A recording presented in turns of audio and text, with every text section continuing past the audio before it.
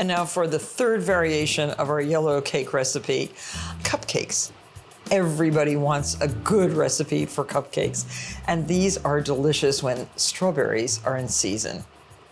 So we've cut up enough strawberries to make 1 cup of finely diced strawberry, and we're folding it into 1 batch of the yellow cake batter.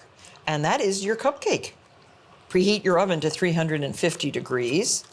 So there it is, beautifully. See, it already starts to turn a little bit pink. Use a 2-ounce ice cream scoop and fill your cupcake papers. We're using very cute pink paper. I love these. And this recipe makes 30 cupcakes. Get your cupcakes into a preheated oven and bake for 20 minutes until they're a light golden brown like this. Take them out of the oven and cool them on racks. And now for the Swiss meringue buttercream. Swiss meringue icing, or frosting, differs from all other frostings in that the egg whites, and in this case, 8 large egg whites, and the sugar, 2.5 cups of granulated sugar. That's 1, 2.5. And put this right on top of some simmering water. You can simulate your own bain-marie or double boiler by doing it this way.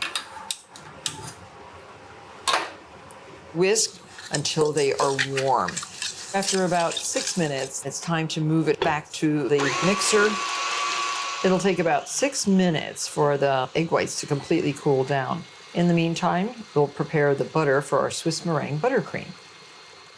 Put 6 sticks of unsalted butter into the bowl of a stand mixer. The butter should be room temperature and not too soft. Beat the butter until it's light and fluffy. When the egg whites are fluffy and cool, add the butter in small batches. Make sure you beat well after each addition.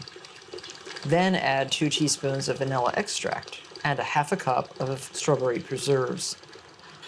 And then stir into the meringue buttercream 2 cups of strawberries that have been hulled and finely diced.